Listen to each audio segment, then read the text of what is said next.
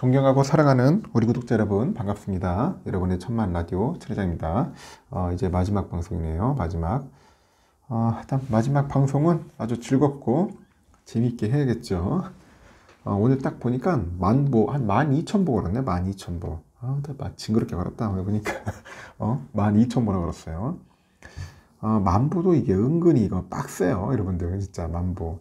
제가 볼 때는 하루에 한 6,000보 정도가 딱 좋은 것 같아요. 6,000보. 6,000보 정도는 걷고 다니는 게 참 좋다. 돈 안 들이면서도 아주 가성비 있게 운동하는 게 걷기예요. 걷기. 빠른 걷, 빨리 걷기. 6,000보 정도 꼭 걸으세요. 걸으셔야지 이 다리하고 발 운동도 되고 근육도 발달됩니다. 사람이 상체보다는 하체를 좀 발달해야 돼. 나이 먹을수록. 이게 비실비실하면 상당히 몸이 안 좋아집니다. 이 무거운 상체를 이 다리가 견디려면 근육 같은 걸 충분히 강화시켜야겠죠. 하여튼 건강할 때 부지런히 걸으시고요. 날이 추워서 그런지 밖에 나기가 좀 그렇죠. 영하 한 4, 5도씩 하니까. 천연도 산 꼭대기 올라가니까 얼어 죽는 줄 알았습니다. 가가지고. 하여튼 함부로 막 이렇게 다니지 마시고 옷 따뜻하게 입고 가야 돼요. 땀을 좀 많이 흘려가지고 또. 하여튼 좋은 하루였습니다. 재미있는 하루를 보냈습니다. 이런 일 저런 일 하다 보니까 시간도 후딱후딱 가네. 진짜 빨리 가는 것 같고. 마지막 방송인데 아주 흥미로운 이야기를 해볼게요. 제가 볼 때는 지금 보니까 우리 20대 30대 상당히 좀 힘들 거예요. 이런 얘기를 하더라고. 그동안 모은 돈 그 모두 주식하고 코인, 이 코인에 올인을 했다. 근데 고작 월급 300만 원으로 언제 집 사고 부자가 됩니까? 월급 300만 원으로. 인생은 타이밍이다. 타이밍이다. 그 30대에 20억 원 모아가지고 아주 깨끗하게 은퇴하겠다. 이런 이야기들을 많이 했었어. 하여튼 주식, 부동산, 암호화폐 등 월급 빼고 모든 자산 가격이 급등했던 그때 2020년, 21년 이 코로나19 시기 온라인 투자 커뮤니티에서는 자칭 고수들이 넘쳐났어. 다 고수래. 다 자기들이 고수야, 고수. 난리야, 난리. 넘쳐났는데 하여튼 이들이 그 인증한 계좌 수익률은 수백 %에 달하기도 했고 단 1, 2년 만에 몇 억을 벌었다는 그런 무용담도 막 넘쳐 흘렸어요. 20, 30대 재테크 등 투자로 큰 돈을 벌어가지고 40세 전에 은퇴하겠다, 파이어족이 되겠다, 심심치 않게 이제 등장을 했는데 이 시기 주가가 이제 1300% 넘게 이제 급등한 테슬라 투자자 중에도요. 하여튼 이런 이들이 좀 적지는 않았어요. 좀 많았습니다. 생각으로. 많았고. 하지만 이 파티는 길지 않았어. 파티는 길지 않았다.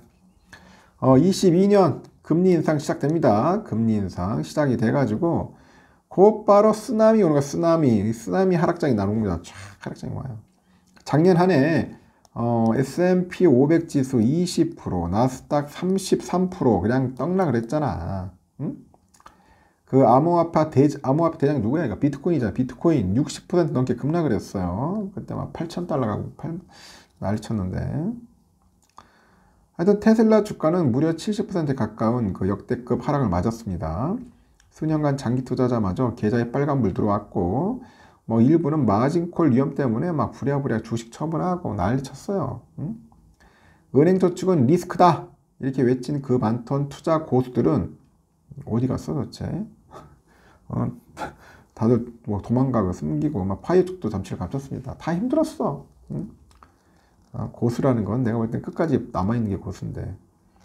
하여튼 투자 커뮤니티에는 공포감과 함께 탐욕에 대한 반성, 후회 섞인 글들이 이제 올라오기 시작해요. 그 중에 가장 많이 거론된 투자 대가의 이론이 있습니다. 어록이 있어, 어록. 수익을 당연하게 여기는 생각은 하락장에서 확실하게 치유된다. 하락장에서 확실하게 치유가 됩니다. 그러니까 하락장을 한번 겪어봐야 돼. 겪어보면은 알아요. 그 영원한 월가의 영웅이자 뮤추얼 펀드. 그 뮤추얼 펀드의 전설 누구냐? 하여튼 최근 젊은 세대들한테 뼈 때리는 금융치료사죠. 금융치료사.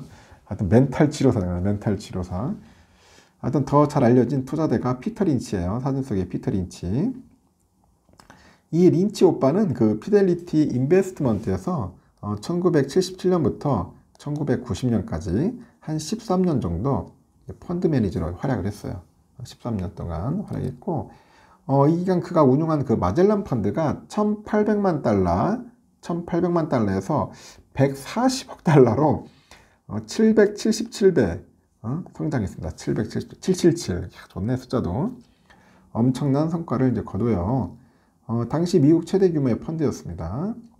그는 한창 그 전성기인 47살. 부럽다. 47살에 돌연 은퇴를 선언합니다. 47세 은퇴. 지금으로 보면 그 파이어족의 이전 그 롤모델이 되죠. 롤모델 되는데, 하여튼 재밌는 분이에요. 지금 그 성장주의 아버지 누구냐? 그 필립 피셔가 장기간 보유할 만한 위대한 기업을 찾으려 했었다면은 린치는 그 개인 투자자들한테 자신이 잘하는 것에 투자라. 자신이 잘 아는 거에 투자랍니다. 잘 아는 것. 이른바 생활 밀착형 투자법. 생활 밀착형 투자법이다. 하여튼 그는 그 훌륭한 주식을 찾기 위해서는 가족과 회사 동료들이 어떤 물건과 서비스를 쓰는지 살펴보고, 뭐 쇼핑몰에서는 어떤 매장에 줄을 서는지 눈여겨보라고 하는 것 같아요. 그 모든 산업과 모든 지역에서 위대한 성장 기업을 먼저 찾아낸 이들은 전문가들이 아닌 주의 깊은 개인 투자자였다. 그런 이야기를 하더라는 거죠. 하여튼 그는 실적은 없고 이름만 번드레한 기술주, 그리고 닷컴 기업을 아주 경계를 했답니다. 경계했고, TV 간담회에 출연해가지고 다음까지 설명을 했어요. 1메가비트 그 SRAM 그 시모스 양극성의 위험을 배제한 부동 소수점의 최적화 컴파일러의 듀얼 코어 메모리, 뭐 16비트 매트릭스 진공 형광 디스플레이, 유닉스 운영체제, 15나노 엔텍의 매출은 꽝인 제품. 이런 쓰레기 같은 설명을 듣고 주식을 사면 당신은 그냥 털린다. 나는 던킨 도너츠로 떼돈을 벌었다. 던킨 도너츠. 갑자기 끌립니다. 하여튼 린치의 그 뼈 때리는 그 날카로운 조언은 전 세계의 많은 투자자들한테 큰 울림을 줘요. 큰 울림을 줬고, 온라인에서 최근에 그 회자되는 그 피터 린치의 10대 명언이 있어. 10대 명언. 뭘까요? 하니까 첫 번째, 주식의 성패를 결정하는 것은 결국 기업의 이익이다. 기업의 이익이다. 주식의 성패를 결정하는 기업의 이익이다. 두 번째, 10세 아이에게 2분 이내 주식을 보유한 이유를 설명할 수 있어야 한다. 2분 이내 주식을 보유한 이유를 설명할 수 있어야 하고, 세 번째, 어떤 기업도 공부하지 않고 주식을 사면은 그 카드를 보지 않고 포커 게임에 임하는 것과 같다. 공부를 하라는 거야. 네 번째, 강세장은 근심의 벽을 타고 온다. 근심은 그치는 법이 없다. 다섯 번째, 투자는 과학이 아니라 예술이야. 예술이다. 철저하게 계량 훈련을 받은 사람에게는 불리한 일이다. 여섯 번째, 무슨 일이 있어도 주식을 팔지 말고 보유하고 이런저런 방법을 알려주는 똑똑한 충고를 무시하면서 멍청한 당나귀처럼 행동해라. 일곱 번째, 시장 상황은 투자와 아무 상관이 없다. 이 한 가지만 제대로 이해하면 된다. 여덟 번째, 아무리 훌륭한 회사라도 비싸게 사면 위험한 투자다. 극단적으로 높은 그 주가 수익 비율은 마치 안장을 얹고 뛰는 경주형 말이 불리한 것 같다. 그리고 아홉 번째, 공경에 빠지는 건 뭔가를 몰라서가 아니다. 뭔가를 확실히 안다는 착각 때문이다. 그럽니다. 열 번째, 다른 사람이 등 뒤에서 당신이 하는 일을 어떻게 평가할지 걱정한다면 당신은 프로가 되기를 포기한 것이다. 이런 이야기를 합니다. 하여튼 린치는 얼핏 보면은 워런 버핏 같은 가치 투자자로 이제 보이는데 좀 더 유연했습니다. 버핏은 선호하지 않는 유형의 주식은 아예 무시했지만은 린치는 입맛에 맞지 않는 주식이라도 이 주식으로 어떻게 돈을 벌 수 있을까 좀 고민을 했다고 하죠. 하여튼 그 주식을 저성장주, 대형 우량주, 고성장주, 경기순환주, 자산주, 회생주 등 하여튼 6가지 유형으로 분류를 했고요. 각각의 투자 전략을 소개를 했어요. 이렇게 린치의 눈에 그 테슬라와 같은 주식은 어떻을까 하는 생각이 드는데, 그는 10루타를 칠 수 있는 성장주를 가장 좋아하긴 했는데, 테슬라처럼 PER이 높은 거, 이 PER이 높은 그 인기 고성장주를 선호하지는 않았어. 린치는 본인의 저서 그 월가 영웅에서 다음과 같이 밝혀요. 내가 기피하는 주식은 가장 인기 있는 업종 중에서도 세간의 주목을 가장 많이 받는 주식이다. 인기 종목의 주가는 가치 기준을 벗어나서 빠르게 상승한다. 그러나 추락하는 속도도 빠르다. 기민하게 처분하지 못하면 수익은 곧 손실로 둔갑한다. 그 지난 2, 3년간 테슬라의 급등과 급락을 그대로 묘사한 것 같아요. 린치는 기어이 한 번 더 뼈를 때립니다. 애초에 이런 주식을 매입한 사람이 기민하지 않을 것이다. 하여튼 전설적 투자대가의 일침에 실망할 필요는 없다고 하는데, 린치는 40년 전 투자자니까 그의 투자 기법을 그대로 흉내낼 수는 없지만은 뭐 그랬다 하더라도 2010년대 들어서 최고의 수익을 올린 뭐 구글, 아마존, 하여튼 이 빅테크 기업을 놓쳤을 거예요. 많은 전문가는 테슬라 역시 여전히 그 성장 잠재력이 높은 기업이라고 보고 있는데, 캠 피셔 그 피셔 인베스트먼트 회장이 그 아버지 그 필립 피셔를 딛고 큰 성공을 거뒀듯이 현 시대를 사는 우리는 그 거인의 투자 철학을 좀 배워가지고 자신의 것으로 좀 가다듬어서 발전시키는 자세가 중요한 것 같아요. 가령 주식이 단기간에 급등한다면은 매수를 자제하는 것도 하나의 방법이 될 수 있겠죠. 거인의 어깨 그 저자 그 홍진채라는 사람이 있는데 그분이 그 린치의 심루타 종목을 설명하면서 개인 투자자가 접할 수 있는 심루타 주식은 가치가 성장하는 주식에 장기간 동행할 때다, 그렇게 설명을 합니다. 그래서 변화를 보기 위해선 적어도 5년 이상의 기간이 걸린다. 하지만은 대부분 투자자는 그 전에 심루타의 싹을 잘라버리곤 한다고 하죠.